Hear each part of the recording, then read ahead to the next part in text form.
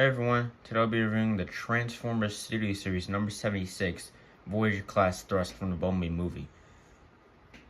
First, yes, take a look at the packaging. As you can see right here, there is an open window that will display the figure.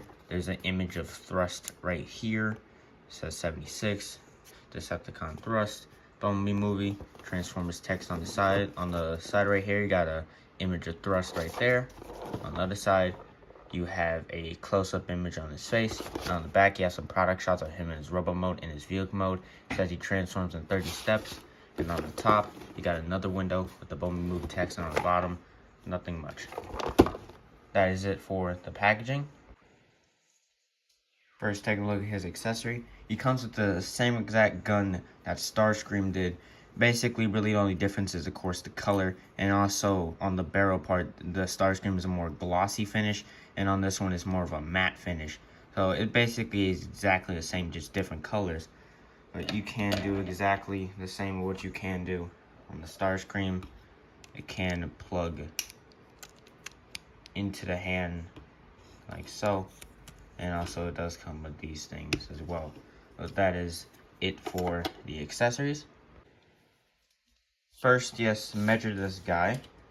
If we measure him here, to the top of his head, almost 7 inches, but about 6 3/4 there. But to the top of his cone head over there, about 7.5 inches.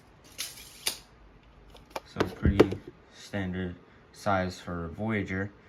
And now talking about the figure, it is exactly the same as the Starscream figure that we got recently. The only difference is the chest, the upper chest area, and the head is different from the Starscream figure. It's a slight remold because now it has the cone there.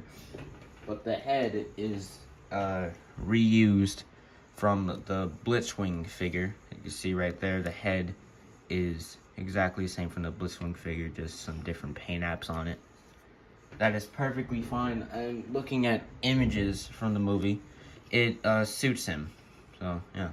But basically everything else is exactly the same, except for in the instructions they tell you to put the wings down. But everything else is exactly the same, just with some different paint apps. You can see right here, this is a more gunmetal gray, and this is a more silver. And then on the forearms, on the inner forearms, more silver paint, and that's a gunmetal gray paint. And then the intakes right here is more darker. On the thighs, some darker paint.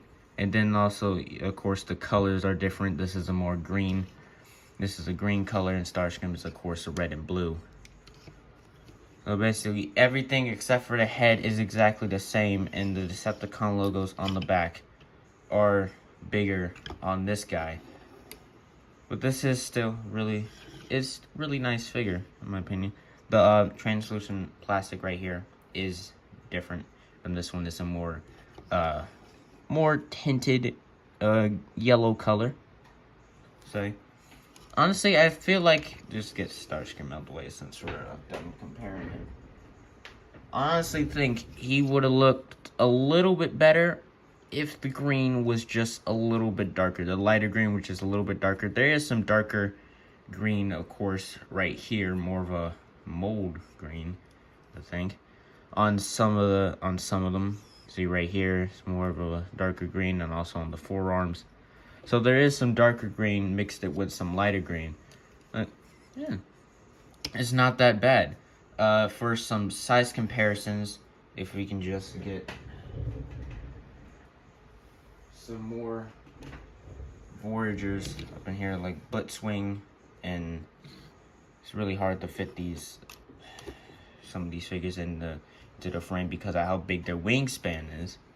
It's gonna be hard for me to find some space for this guy as well because of how big his wingspan is.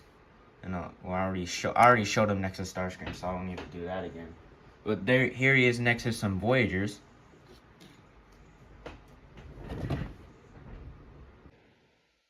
And here he is next to some deluxes like the helicopter mode Dropkick and the jet mode Shatter. And also some more deluxes, the car mode Shatter, off-road Bumblebee, and the car mode Dropkick. And of course, Masterpiece Jazz. So that rounds up the size comparisons. Now talking about the figure's articulation. I'm just going to go through our articulation segment a bit quick because I already talked about it in the Starscream review. But the head is on a ball joint. It is restricted because of the cone head. Arms can move, can rotate up and down, bicep rotation. Bend at the elbow goes past 90 degrees.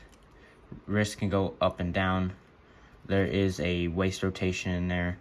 Leg can kick up that far, can kick back that far, can go out that far. Thigh rotation, 90, well, a little bit past 90 degrees, bend at the knee. Ankle pivot can go right there, and also the ankle can go up and down ever so slightly. So I just went through the articulation segment pretty quickly there because I already talked about it. But there is some issues with this figure, as it does have spaghetti joints. You know what I mean by spaghetti joints? It means like if the joints are too loose and they flop around like a noodle, like on spaghetti. So it does have spaghetti joints. That is not a good thing. It is a bummer, but it still stands perfectly fine. But that's really my only issues with this figure, is just that the spaghetti joints. So yes, getting the transformation, I'm gonna skip the transformation because it's the exact same transformation like in the Starscream, so I'm just gonna skip that right now. And here he is in his Tetrajet mode. You just get the Starscream figure in here. Well, first, actually, let's just do some size comparisons with a couple of jet formers here. Here he is next to the Blitzwing and the Shatter right there. I don't really know if it's gonna scale. I don't think it really scales well. I'm actually not sure if it's gonna scale well. This is a Cybertronian jet, and these are based on Earth vehicles. And of course, here he is next to Masterpiece Jazz. Now comparing it to Starscream Tetrajet. Of course, it looks exactly the same. Really, the only difference is just the colors, and there's actually some more paint on this jet mode. You see on the wings right here, there's actually more paint along there than on the Starscream figure. And then there's also some paint right there. And then there is some paint apps done on the side right here, and like on this side. Basically everything exactly the same except for the colors and some more paint work. But it is still a nice looking jet mode. It looks pretty good in green. I like this glossy. Is that gloss or is that paint? Not really sure, but what it is. It looks good right here. You got the translucent yellow windows right there. And then you got some more green across it. So it is a nice looking jet mode. That's basically it for the jet mode. So let's get it back in rubber mode and give it a score. So overall, I don't think this is a bad release from Hasbro. It is a pretty nice figure in my opinion. I like the colors on it and the painting, and the remolded spot over here is nice. I don't think it's as good as the Starscream figure that they released, but it's still a pretty good figure. If you want to get the Seekers, then you can start with Thrust.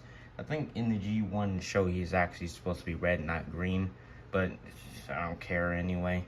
So for this figure score, I'll give it a solid 8 out of 10.